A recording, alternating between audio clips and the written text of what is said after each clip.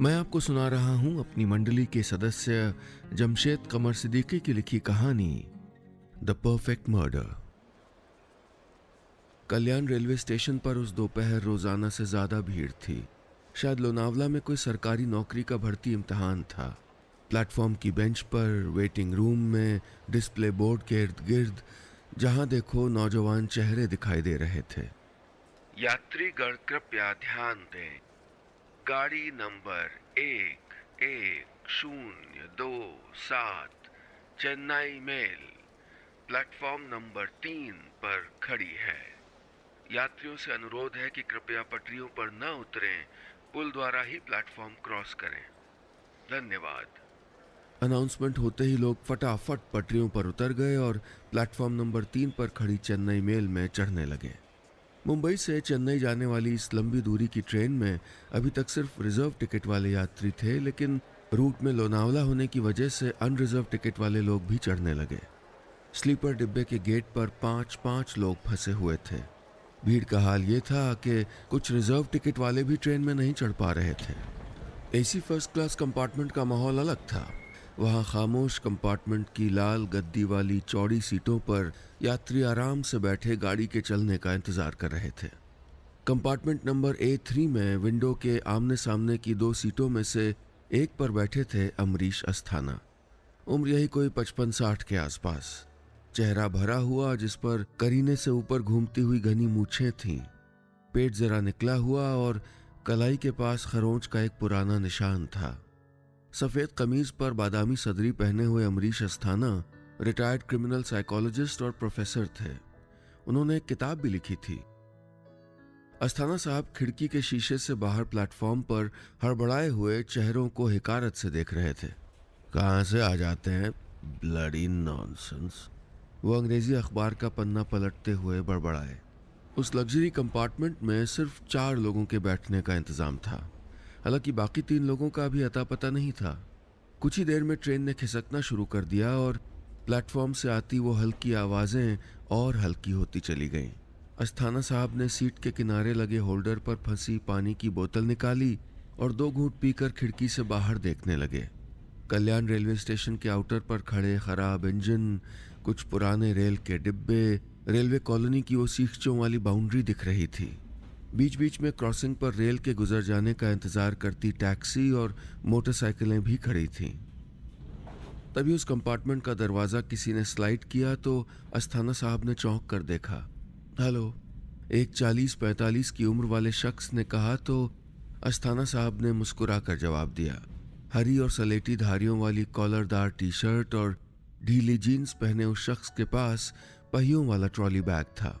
उसे खींचते हुए वह अस्थाना साहब की सीट के ठीक सामने वाली सीट के पास लाया और नीचे खिसका दी।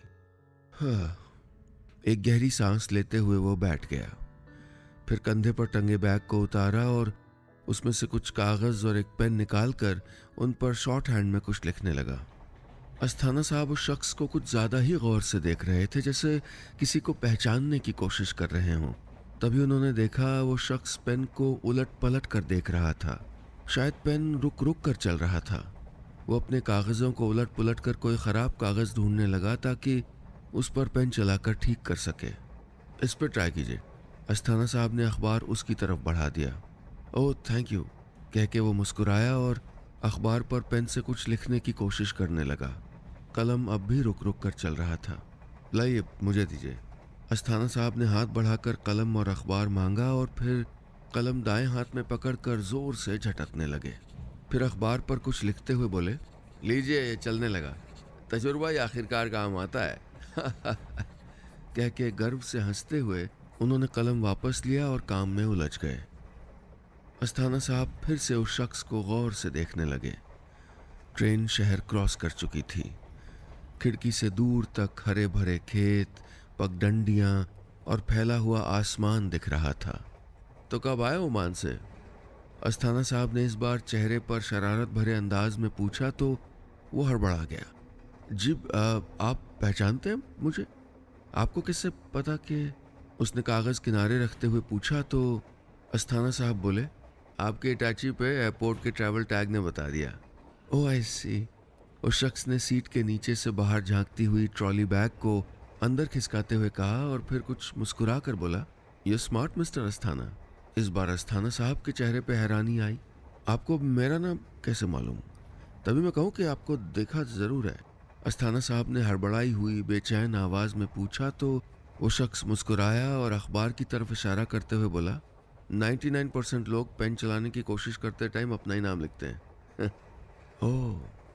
अस्थाना साहब मुस्कुराए तो उस शख्स ने अपना हाथ आगे बढ़ाते हुए कहा, विकास यादव, ओमान में बिजनेस करता हूँ। ऑफिशियल ट्रिप पे आया था, पुणे से वापसी की फ्लाइट है। ओह अच्छा।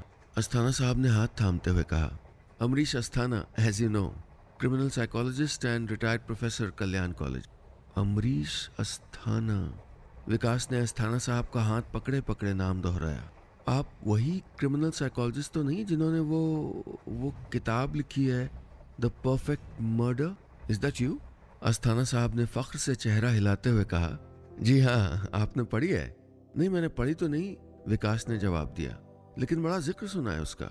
एक आदमी जिसकी बीवी का अफेयर किसी दूसरे शख्स से हो जाता है और फिर वो आदमी बड़ी चालाकी से उस शख्स का कत्ल कर देता है। इसी बारे में है ना? अस्थाना साहब अपनी बादामी सदरी ठीक करते हुए जरा पीछे खिसके और हाँ में सर हिला दिया। Oh great to meet you, Vikas ने हिचकिचाते हुए कहा। एक्चुअली मैं थ्रिलर नॉवेल्स का बहुत शौकीन हूँ। इनफैक्ट मैं खुद अपना पहला थ्रिलर लिखने वाला हूँ। Stuart McBride, James Patterson, the murder house वाले, और हाँ वो निकी फ्रेंच, इन सबको खूब पढ़ा है। मेरे एक दोस्त ने आपकी किताब सजेस्ट भी की थी लेकिन मौका नहीं लगा। बाय द वे, आपको पता है कि कुछ लोग कहते हैं कि वो कहानी मेरी असली जिंदगी की कहानी है। अस्थाना साहब ने उसकी बात काटते हुए इत्मीनान से कहा, मैं जानता हूँ, मैंने अपनी बीवी के उस आशिक का कत्ल कर दिया और इस परफेक्शन से किया कि आज तक उस केस को कोई क्रैक नहीं कर पाया। यही कहते हैं ना? विकास अपनी सीट पर जरा पीछे खिसकता हुआ बोला, हाँ लेकिन आप क्या कहते हैं? मैं कुछ नहीं कहता, खामोश रहता हूँ, लेकिन इनकार भी नहीं करता। देखिए विकास साहब, मेरा एक मानना है, वो किसी फिलोसोफर की तरह बोले, करप्शन हो या कत्ल, अगर करने वाला इस परफेक्शन से कर रहा है कि उसका पकड़ा जाना नामुमकिन हो तो मैं तो इसको उसका टैलेंट कहता हूँ। अस्थाना साहब पूरे जोश में आ गए थे। पैर पे पैर रख के बोले, अबे इतनी बड़ी पुलिस फोर्स है, इन्वेस्टिगेटिंग एजेंसी है, डिटेक्टिव हैं, कोई इतने लोगों को फेल कर सकता है तो ये तो आर्ट है ना। यानी ये किताब सच है? विकास ने कहा तो उसकी बात काटते हुए वो बोले, अब सच है या झूठ इसका फैसला लोग करें, आप करें। फिर सीट पर रखे बैग से एक किताब निकालते हुए उसकी तरफ बढ़ाते हुए बोले, पढ़िए इसे और बताइए ये परफेक्ट मर्डर है या नहीं। कहते हुए अस्थाना साहब ने मुस्कुराकर वो किताब विकास की तरफ बढ़ा दी। विकास उस किताब को उलटने पलटने लगा जिसके काले रंग के कवर पर एक खून से सना चाकू बना था और पीछे एक लाश थी। सुनहरे रंग से किताब का नाम लिखा था, द परफेक्ट मर्डर। नीचे लेखक का नाम था अमरीश अस्थाना। विकास ने कुछ देर किताब को देखा और मुस्कुराकर कहा, अस्थाना साहब, आई एम श्योर किताब बहुत अच्छी होगी, लेकिन थ्रिलर नॉवेल्स का रीडर होने के नाते एक चीज कह सकता हूँ, नो मर्डर इज परफेक्ट। नहीं नहीं नहीं नहीं, अस्थाना साहब बोले, जैसे मैंने इस किताब में लिखा है वो परफेक्ट ही है, उससे अच्छा कोई तरीका हो ही नहीं सकता था मर्डर का। मैं नहीं मानता, विकास ने कहा तो अस्थाना साहब की त्योरियां चढ़ गईं। वो कुछ कहने के लिए आगे बढ़े ही थे कि दरवाजे पर आहट हुई। गेट स्लाइड हुआ तो हाथ में लिस्ट लिए टीटी खड़ा था। काला कोट पहने टीटी लिस्ट पर टिक करते हुए बोला, अमरीश अस्थाना? जी मैं हूँ, अस्थाना साहब ने कहा तो टीटी विकास की तरफ देखकर लिस्ट में नाम ढूंढते हुए बुदबुदाया, ओके, आणि तुझे नाव आहे विकास यादव।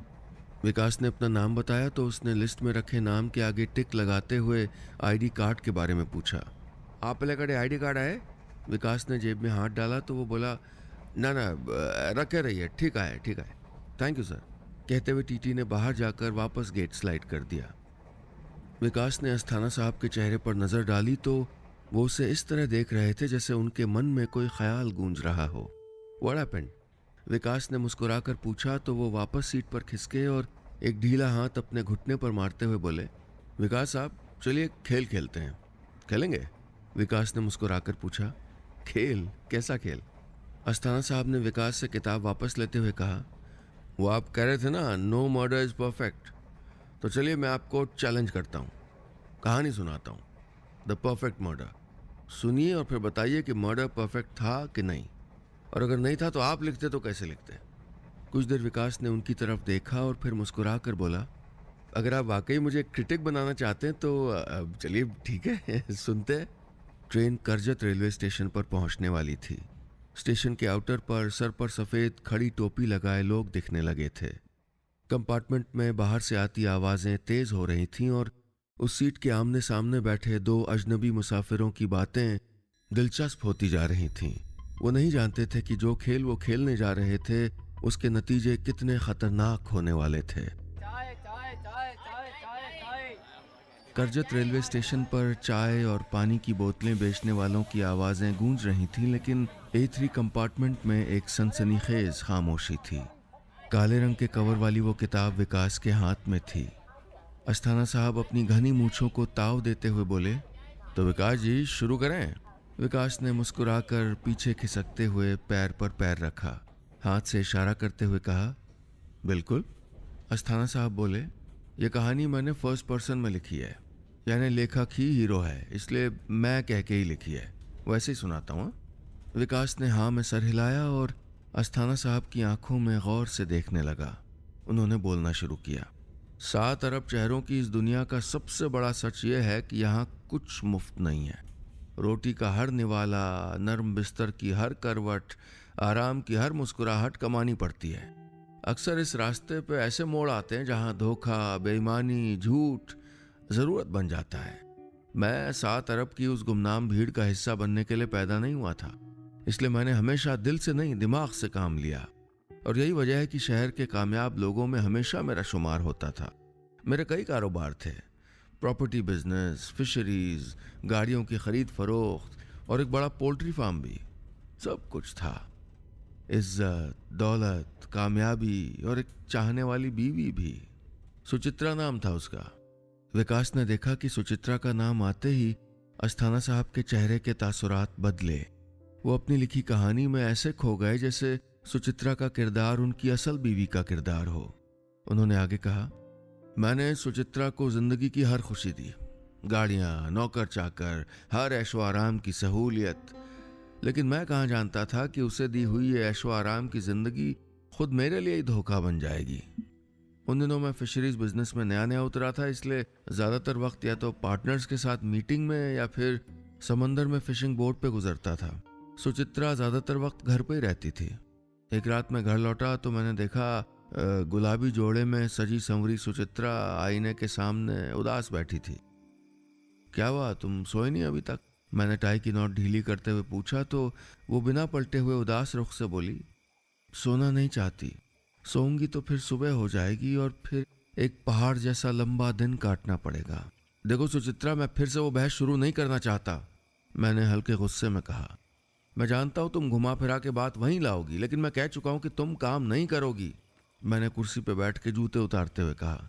आखिर जरूरत क्या है तुमको काम करने की? किस चीज की कमी है तुम्हें? कमी? उसने पलट के कहा तो उसकी आंखों में आंसू थे। है क्या मेरी जिंदगी में सिवाय इस महल में बैठ के तुम्हारा इंतजार करने के? यार क्यों करती हो मेरा इंतजार तुम? मैंने झुंझला के उसके करीब जाके कहा। मुझे काम करना होता है। मैं बातचीत को खींचना नहीं चाहता था।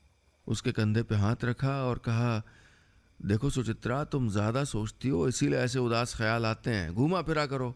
फिर उसके चेहरे से बालों की लटें हटाते हुए कहा, और अब तो तुम्हारी वो कॉलेज की सहेली, क्या नाम है उसका, अफसाना खान, वो भी तो इसी शहर में आ गई है। उसके साथ मार्केट जाया करो। तुम बता रही थी कि वो घर पे गिटार का ट्यूशन लेती है, तुम भी गिटार सीख लो। अरे बहुत कुछ है करने को भाई। मैं कल ही किसी को बोलता हूँ म्यूजिक टीचर के लिए। ओके चलो ब्रो, ना बंद करो यार, मैंने कहा तो सुचित्रा की आंखों से बहते आंसू थमने लगे। अगले दिन मैंने अपने मैनेजर से एक म्यूजिक टीचर अरेंज करने के लिए कह दिया। वो 2 दिन बाद ही घर पे आ भी गया। लेकिन जब तक वो घर आया मुझे पता चला कि सुचित्रा ने खुद ही एक म्यूजिक टीचर बुला लिया था। विक्की नाम है इसका। सुचित्रा ने एक शाम उसका तारुफ मुझसे कराते हुए कहा, मेरे कॉलेज का जूनियर है, ये अफसाना को भी सिखाता है, अब से मुझे भी सिखाएगा। अच्छा, hello Vicky, how are you?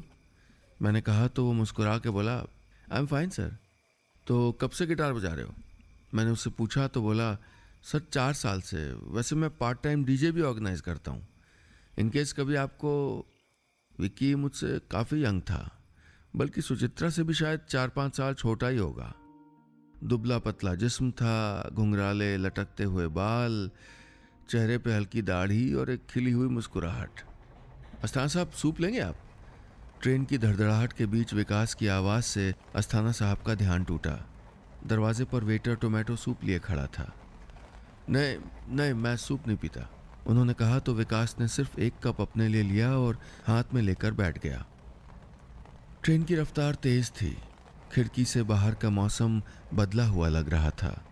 बारिश की छोटी छोटी बूंदें खिड़की के शीशे पर आकर नीचे फिसल रही थीं। विकास ने सूप की चुस्की लेते हुए कहा, तो विकी के आने से क्या बदला? सब कुछ बदल गया, अस्थाना साहब ने खिड़की से बाहर देखते हुए कहा। विकी के आ जाने से सुचित्रा काफ़ी चेंज हो गई थी। मैं जब ऑफिस या पोल्ट्री फार्म से लौटता तो अब सुचित्रा के चेहरे पे बोरियत और उदासी नहीं होती थी, वो बड़ी खुश लगती थी। एक शाम मैं घर पहुंचा तो विक्की की आवाज़ मेरे कानों में पड़ी। मैं गेस्ट रूम के पास पहुंचा तो सुचित्रा और विक्की गिटार लिए बैठे थे। उन दोनों के चेहरे पे एक अजीब सी शोखी थी। वो लोग जिस तरह मुस्कुरा रहे थे, उनकी बातें गिटार के बारे में तो नहीं लग रही थी। मुझे देखते ही दोनों सकपक आ गए। मैंने एक नाराज़ नज़र डाली और वहाँ से चला गया। उस दिन के बाद से मैंने सुचित्रा पे ख़ास नज़र रखनी शुरू कर दी। उसके ड्राइवर को भी कह दिया था कि वो कहाँ जाती है, किससे मिलती है, इसकी पूरी रिपोर्ट मुझको चाहिए। तो कहाँ तक पहुँची तुम्हारी गिटार ट्रेनिंग? अब मैं घर में आते ये सवाल करता तो वो घबरा जाती थी। हाँ, अब अच्छी चल रही है, सीख रही हूँ अभी तो। लाइए कोट दीजिए, चलिए खाना लगा दिया है। विक्की का जिक्र आते ही उसकी आवाज़ ऐसे लड़खड़ाने लगती थी। खैर, वक्त गुजरता रहा। एक दोपहर में पोल्ट्री फार्म में था और फार्म का घेराव करने वाली तार की बनी उन जालियों का मुआयना कर रहा था। मेरे पास सुचित्रा का फ़ोन आया। सुनिए, वो अफसाना की बेटी का बर्थडे फ्राइडे को, तो अरेंजमेंट के लिए कुछ सामान वगैरह लेने जा रही है। वो चाहती मैं भी साथ चलूं। मैंने कुछ सोचा और कहा, हाँ तो हो आओ, जाओ जाओ। वो बोली, ठीक है। सुनो, इससे पहले कि वो फ़ोन रखे मैंने अपना दांव खेला। फ्राइडे को तो मैं भी फ्री हूँ, मैं भी चलूँगा पार्टी में। अचानक उसकी आवाज़ रुक गई, फिर संभलते हुए बोली, हाँ चलिए ना, अफसाना के हस्बैंड तौकीर भाई भी आपको अक्सर पूछते हैं। मैं और अफसाना इतनी पुरानी दोस्त हैं, कम से कम आपको एक बार तौकीर भाई से मिलना चाहिए। ठीक है, जाओ हो आओ मार्केट, जल्दी लौटना। महेश, चिकन वायर बदलो, इस जाली के तार जगह जगह से टूटे हैं। मैं सुचित्रा से बात करते करते ही पास खड़े पोल्ट्री फार्म के अटेंडेंट से बात करने लग गया। सुचित्रा ने फ़ोन रख दिया, लेकिन वो नहीं जानती थी कि उसका पति यानी मैं उड़ती चिड़िया के पंख गिन सकता हूँ। बिल्कुल वही हुआ जिसका मुझको शक था। शाम को जब सुचित्रा के ड्राइवर ने मुझको फ़ोन किया तो उसने बताया, साहब मैंने सुचित्रा मैडम और अफसाना मैडम को मॉल के गेट पे छोड़ दिया था और मैं सामने गाड़ी में इंतज़ार कर रहा था। लेकिन कुछ देर बाद जब सुचित्रा मैडम मॉल से निकली तो पीछे वो घुंघराले बाल वाला विक्की भी था। चेन्नई मेल अभी लोनावला रेलवे स्टेशन से कुछ दूर थी, लेकिन दूर तक खूबसूरत वादियाँ दिखाई देने लगी थीं। खिड़की से दूर तक ऊंचे ऊंचे सब्ज पहाड़ों से लिपटी हरियाली दिखाई दे रही थी। तो यानी आपके हीरो का शक सही था? विकास यादव, जो पैर पे पैर रखे अस्थाना साहब की कहानी सुन रहा था, पैर बदलते हुए बोला, हाँ बिल्कुल सही था। अस्थाना साहब ने खिड़की की तरफ नज़र डालते हुए कहा, और इस बात की तस्दीक उस रोज़ हो गई जब उसको इस बात का पहला सबूत मिला। उन्होंने किताब पे एक नज़र डाली और कहानी आगे पढ़ी। दिवाली से एक दिन पहले की बात है। दोपहर के वक्त मैं अपने कमरे में रॉकिंग चेयर पे बैठा कंपनी के कागजात चेक कर रहा था। मेरे नौकर ने दरवाज़ा नॉक किया। उसने अंदर आके एक मोबाइल मेरी तरफ बढ़ाया और बोला, सर एक लड़का आया था गेट पे, कह रहा था कि मालिक अपना फ़ोन भूल गया उसके घर पे। मैंने फ़ोन देखा तो वो फ़ोन सुचित्रा का था। मैं समझ गया कि उसने शायद मालकिन कहा होगा। ठीक है यार, रख दो और जाओ। उसके जाते ही मैंने जल्दी से फ़ोन चेक किया तो उस पर 39 मिस्ड कॉल थी। सुचित्रा ने वो नंबर जानबूझ के सेव नहीं किया था। मैंने अपने नंबर से उस नंबर पे कॉल की। हेलो, कौन बोल रहा है? मैंने पूछा तो दूसरी तरफ से आवाज़ आई, मैं विकी, आप कौन? हेलो।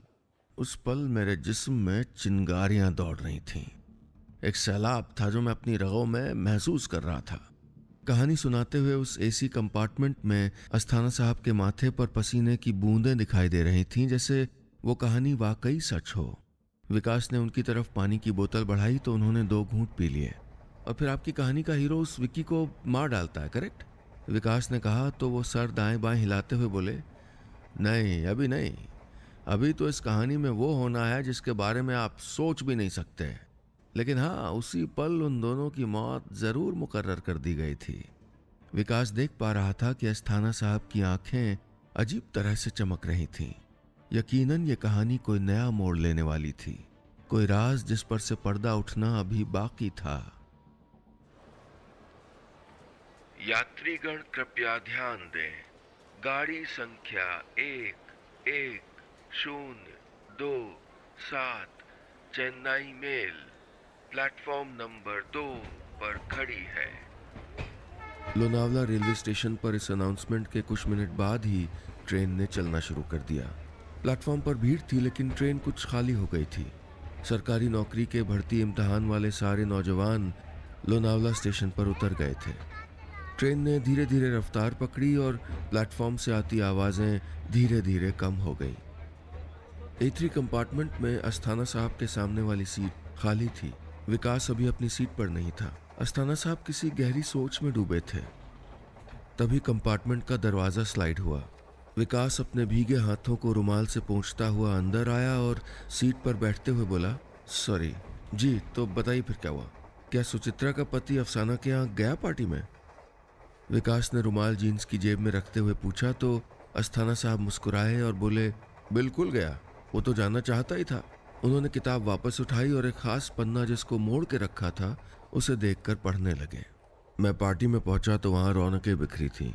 सोसाइटी अपार्टमेंट के बीच बने पार्क में अरेंज की गई उस पार्टी में खूबसूरत सजावट थी। एक तरफ खाने पीने का इंतजाम था और दूसरी तरफ एक डीजे का इंतजाम था।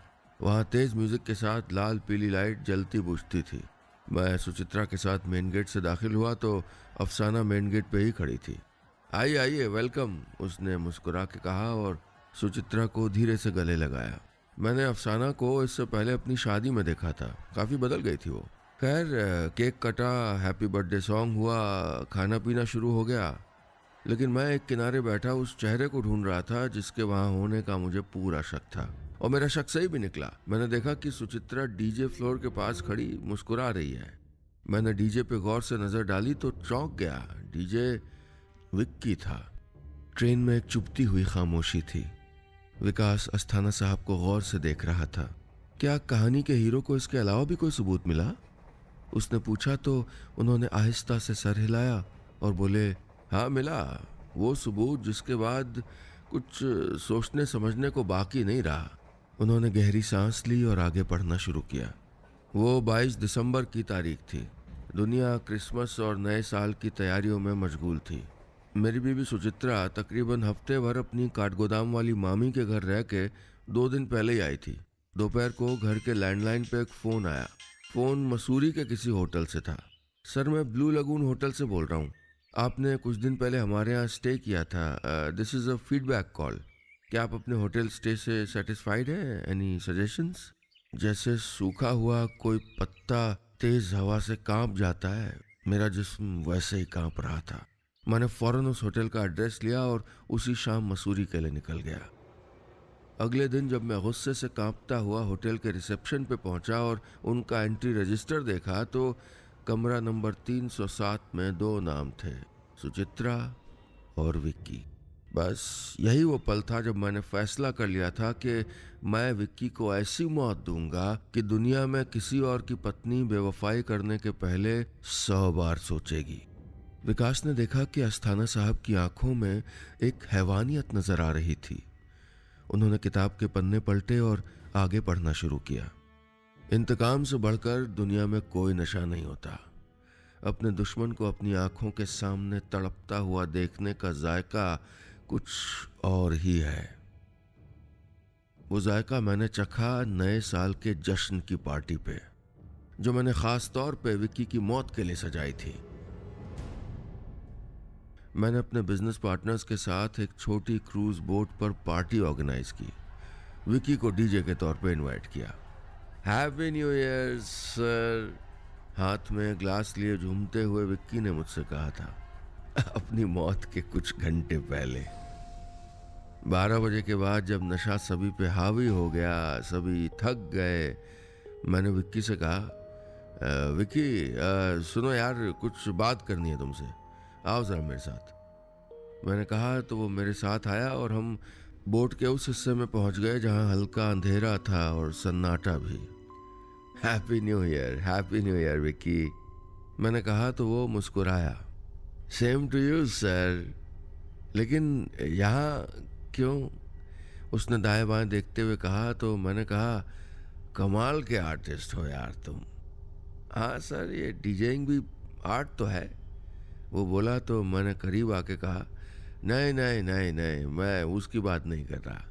तो उसने घबरा के पूछा तो मैंने उसकी आंखों में आंखें डालते हुए कहा, दूसरे की बीवी को अपना बना लेना भी तो आर्ट है, नहीं? मैंने कहा तो वो ऐसा घबराया जैसे उसकी चोरी पकड़ ली हो मैंने। क्या क्या मतलब सर, आप कहना क्या चाहते हैं? Shut up! कहते हुए मैंने उसके गाल पे जोर का थप्पड़ मारा। वो गिड़गिड़ाने लगा।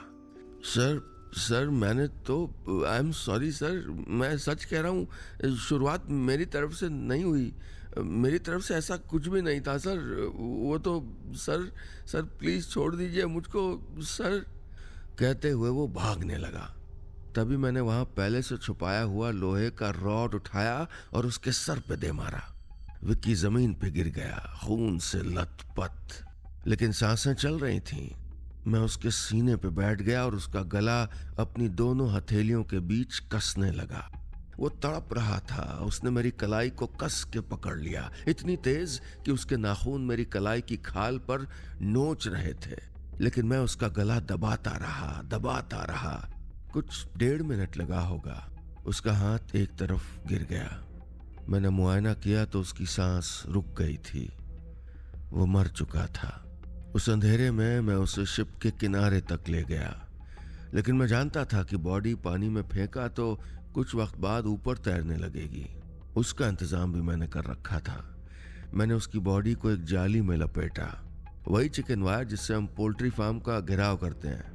तार से बनी हुई उस जाली में विक्की की बॉडी और 2 भारी पत्थर लपेटे और पानी में फेंक दिया।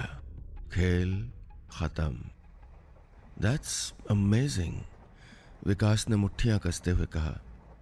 बॉडी डिकम्पोज होने पे ऊपर नहीं आएगी और जाली की वजह से मछलियां वगैरह बॉडी को खा लेंगी, राइट? उसने अस्थाना साहब की तरफ देखकर पूछा तो वो फख्र से अपनी मूंछों को ताव देते हुए मुस्कुराए। उस पल अस्थाना साहब की कलाई पर एक खरोंच का निशान आस्तीन से झांक रहा था। वो बोले, और इस तरह मेरी कहानी का हीरो अपना इंतकाम मुकम्मल करता है, वो भी इस परफेक्शन से कि ना पुलिस को डेड बॉडी मिलती है, ना कोई केस बनता है और सजा का तो कोई सवाल ही नहीं। उन्होंने पैर पर पैर रखते हुए कहा, है ना द परफेक्ट मर्डर। दोपहर के 3 बज रहे थे। दूर तक फैली हरियाली बारिश में धुली धुली लग रही थी। लहराते हुए खेत, टूटे हुए मकान, दूर खड़े पहाड़, सब एक रवानी में बहते हुए लग रहे थे, उसी कहानी की तरह। तो कहिए थ्रिलर एक्सपर्ट साहब, अस्थाना साहब ने विकास की तरफ मजाहिया अंदाज में कहा, मेरी कहानी में कोई नुक्ताचीनी करेंगे आप या मानेंगे कि परफेक्ट है? पानी की बोतल को होल्डर में रखते हुए विकास ने कहा, सर मैं कहूँगा कहानी बहुत उम्दा है, सच्ची है, झूठी है, आई मीन जैसा कि लोग कहते हैं, वो तो पता नहीं, लेकिन है ज़बरदस्त। हालांकि कहते कहते वो रुक गया। हालांकि क्या? बोलो, अस्थाना साहब ने पूछा तो उसने मुस्कुराकर किताब अपने हाथ में ले ली और कहा, हालांकि मैं इसे परफेक्ट मर्डर नहीं मानता। परफेक्ट मर्डर तो वो है जब दुश्मन का खेल ख़त्म भी हो जाए और हाथ पे खरोच भी ना आए। विकास के कहते ही अस्थाना साहब ने हड़बड़ाते हुए आस्तीन से कलाई छुपाने की कोशिश की। विकास को गौर से देखते हुए एक घूंट पानी पिया और खिड़की से बाहर देखा। ट्रेन खड़की प्लेटफॉर्म पर पहुंच चुकी थी। अनगिनत चेहरों की भीड़ बदहवासी लपेटे हुए आती जाती ट्रेनों को ताक रही थी। अस्थाना साहब ने वापस आत्मविश्वास समेटते हुए कहा, तो तुम ही बता दो कि अगर तुमने ये कहानी लिखी होती तो तुम्हारी कहानी का किरदार परफेक्ट मर्डर कैसे करता? मैं भी तो सुनूं। विकास ने किताब किनारे इस तरह रख दी जैसे इसकी उसको ज़रूरत ही नहीं। मुस्कुरा के बोला, ठीक है अस्थाना साहब, सुनाता हूँ, लेकिन इतनी डिटेल में नहीं, शॉर्टकट में सुनाऊंगा। इस दार ओके? हाँ ठीक है, शुरू तो करो। अस्थाना साहब ने गर्दन झटकते हुए कहा तो विकास ने गहरी सांस ली और बोला, शुरुआती कहानी तो वैसी होगी जैसी आपने सुनाई। मुझे एक रोज़ पता चलता है कि मेरी बीवी का उसके कॉलेज के किसी जूनियर के साथ अफेयर है। वो लड़का विक्की मेरी बीवी को और उसकी एक सहेली को गिटार सिखाता है। मैं विक्की और उसकी बीवी पे नज़र रखता हूँ और छुप के उनकी बातें भी सुनता हूँ।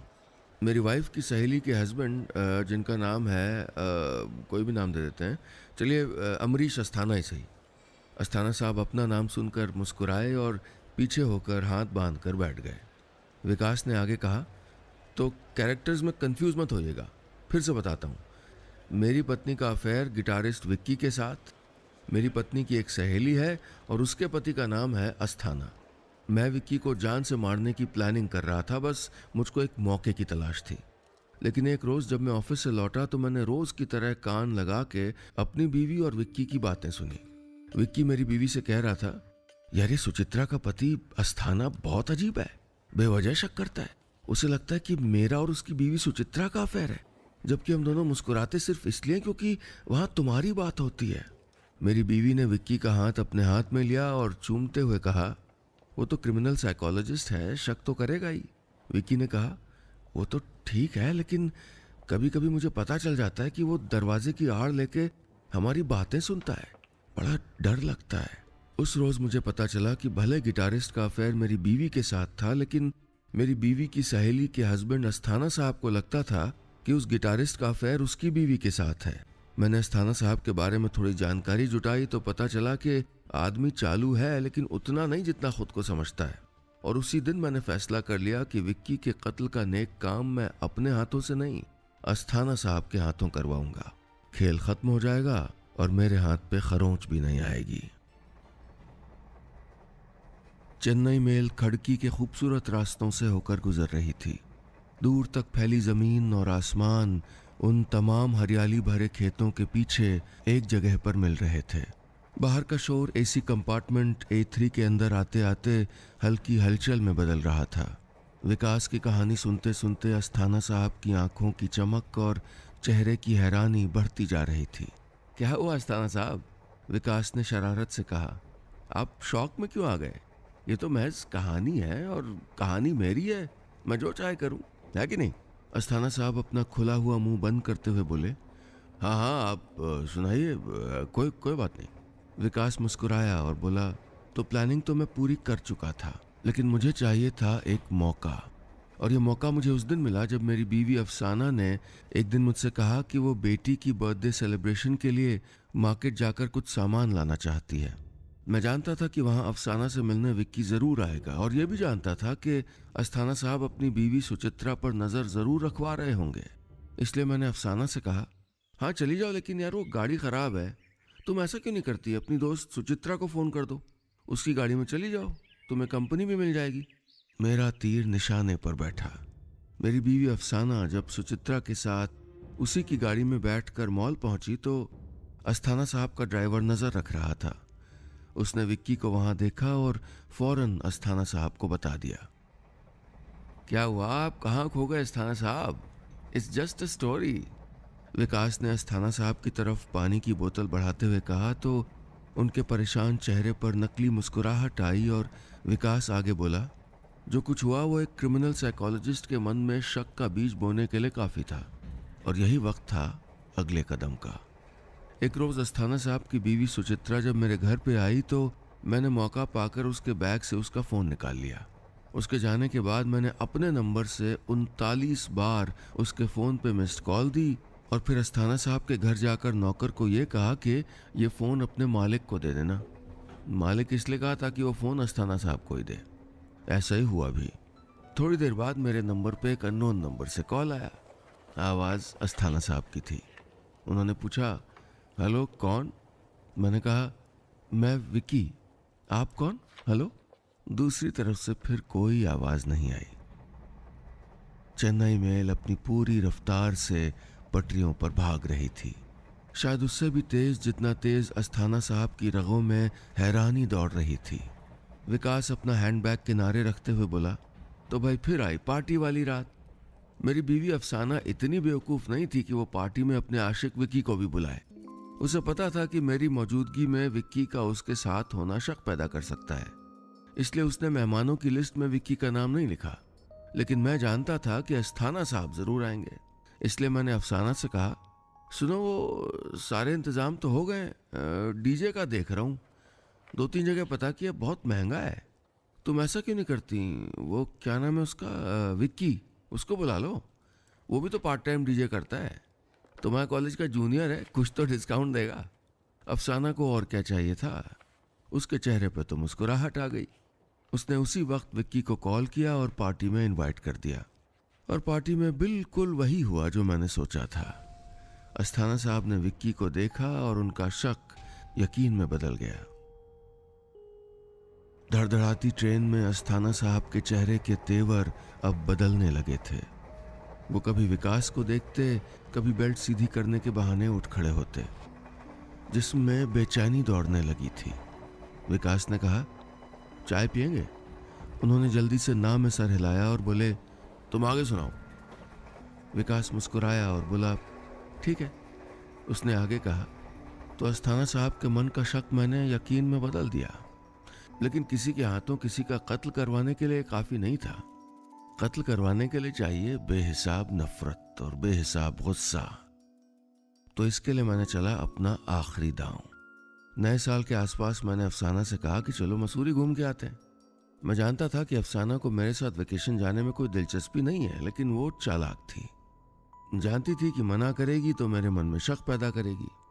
तैयार हो गई। मैं, अफसाना और बेटी मसूरी के होटल ब्लू लगून में रुके और वापस आ गए। कुछ दिन बाद मैंने एक पब्लिक फ़ोन से अस्थाना साहब को कॉल किया और उनसे होटल की सर्विस का फीडबैक मांगा। गुस्से की आग में जलता हुआ एक क्रिमिनल साइकोलॉजिस्ट ये भूल गया कि अगर कोई किसी के साथ नाम बदल के होटल में स्टे करेगा तो कम से कम अपने घर का फ़ोन नंबर तो सही नहीं लिखेगा ना। खैर, उन्होंने होटल का एड्रेस पूछा और भागे भागे होटल पहुंचे। रिसेप्शन पे जाके एंट्री रजिस्टर चेक किया तो उनको वहाँ वही नाम दिखा जिस नाम से मैं अपनी बीवी के साथ रुका था, विक्की और सुचित्रा। चाय चाय। दरवाजे पर चाय वाले ने दस्तक दी तो विकास बोला, नहीं चाय नहीं चाहिए। अस्थाना साहब, जिनका गला सूख गया था, बोले, ले लेते हैं भैया, दे दो चाय। थोड़ी देर बाद अस्थाना साहब चाय हाथ में लिए एक टक विकास को देख रहे थे। उसने हाथ से इशारा करते हुए मुस्कुरा कर कहा, चाय पीजिए, इट्स जस्ट अ स्टोरी। या ऑफ कोर्स। कहते हुए अस्थाना साहब ने घबराए हुए चाय से चुस्की ली।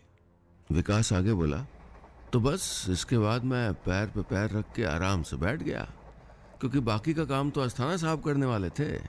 और वैसा ही हुआ भी। जनवरी महीने में मुझे पता चला कि विक्की की गुमशुदगी की रिपोर्ट लिखी गई है। पुलिस ने बहुत तलाश किया लेकिन कहीं कुछ नहीं मिला। मैंने मन ही मन अस्थाना साहब को शुक्रिया किया। मेरे दुश्मन का खेल खत्म हो गया था और मेरे हाथ पे खरोंच भी नहीं आई थी। And this is what I call the perfect murder. Asthana साहब के हाथ में ठंडी हो चुकी चाय का कप था। चेहरे पे बदहवासी थी और आंखों में लाली। पिछले आधे घंटे में एक बार भी उन्होंने अपनी मूंछों को ताव नहीं दिया था। विकास ने खिड़की से बाहर देखा तो पुणे रेलवे स्टेशन आ गया था।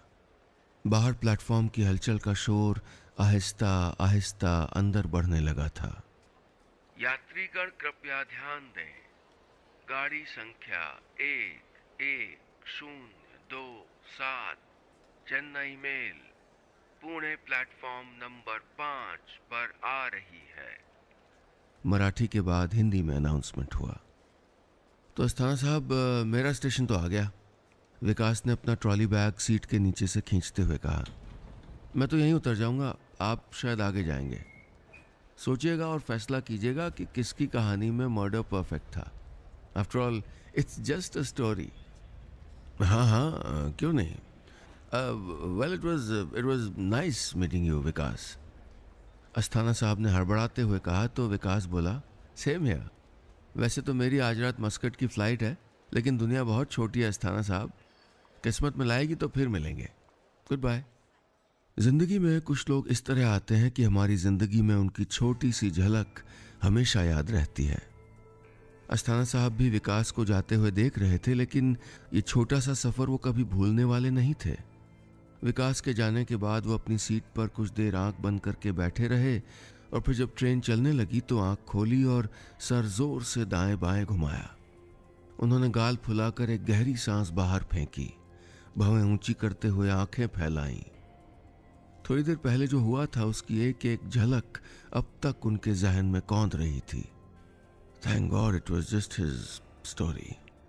वो बुदबुदाए और पास रखा अखबार उठाकर दोबारा पढ़ने लगे। हालांकि बार बार उनके जहन में विकास की बातें गूंज रही थी, लेकिन वो खुद को अखबार में उलझाने की कोशिश कर रहे थे। कुछ आधे घंटे के सफ़र के बाद ट्रेन अगले स्टेशन पर पहुंची। अस्थाना साहब ने अखबार से झांकते हुए खिड़की के बाहर देखा तो दौंड स्टेशन था। उन्होंने नज़र घुमाई और अखबार किनारे रखकर खिड़की से बाहर आती जाती भीड़ को देखने लगे। तभी एक आहट हुई तो उन्होंने पलट कर देखा। एक नौजवान था जिसने एक लैपटॉप बैग ले रखा था। हेलो, उसने कहा तो अस्थाना साहब ने भी हेलो के इशारे में सर हिला दिया। उस 34-35 साल के शख्स ने अपना सामान वगैरह सेट किया और उनकी सामने वाली सीट पे बैठ गया। द परफेक्ट मर्डर, ये कौन राइटर है? उसने सीट पे रखी अस्थाना साहब की नॉवेल उठाने की कोशिश करते हुए कहा तो अस्थाना साहब ने फौरन किताब खींच ली। है कोई नहीं, बहुत एवरेज है, उन्होंने जल्दी से किताब बैग में रखते हुए कहा। कुछ देर कंपार्टमेंट में खामोशी रही। फिर वो लड़का बोला, काफ़ी भीड़ थी आज, वो कोई गवर्नमेंट जॉब का एग्ज़ाम था। जी जी, अस्थाना साहब ने बिना उसकी तरफ देखे हुए कहा। वो फिर बोला, मेरे को तो कल्याण से ही चढ़ना था, टिकट वहीं से थी, लेकिन प्लेटफॉर्म पे भीड़ इतनी थी कि ट्रेन ही मिस हो गई। अस्थाना साहब फिर चौंके। क्या आपका टिकट कल्याण से था? उन्होंने पूछा तो वो बोला, जी बाय कार यहाँ तक आया तब जाके ट्रेन पकड़ पाया, वरना चेन्नई पहुँचना बहुत मुश्किल हो जाता। क्या नाम है आपका? अस्थाना साहब ने हड़बड़ाते हुए पूछा तो वो बोला, विकास यादव। अस्थाना साहब के कानों में ये नाम बहुत देर तक गूंजता रहा। उन्होंने सर पकड़ लिया। अगर विकास यादव ये है तो वो कौन था? कौन था वो? ये सवाल उनके जहन में शोर कर रहा था। उन्हें उस शख्स की एक एक बात याद आ रही थी। उसकी मुस्कुराहट की एक एक झलक अस्थाना साहब के जहन में किसी फिल्म की तरह चल रही थी। Are you okay sir? नए वाले विकास यादव ने पूछा, जो उनका अखबार अपने हाथों में लेकर पढ़ रहा था। अस्थाना साहब ने इशारा किया कि वो ठीक है तो वो वापस अखबार पढ़ने लगा। तभी उनको याद आया कि उस शख्स ने अखबार पर कलम चलाने की कोशिश की थी और ये कहा था कि पेन चलाने की कोशिश करते वक्त 99% लोग अपना नाम ही लिखते हैं। अस्थाना साहब ने बिना कुछ कहे सामने बैठे लड़के से अखबार छीन लिया तो वो हड़बड़ा गया। फिर जल्दी से अखबार का पहला पन्ना देखा तो वहां कलम की रुकी रुकी स्याही में लिखा था, तौकीर। बस इतनी सी थी ये कहानी।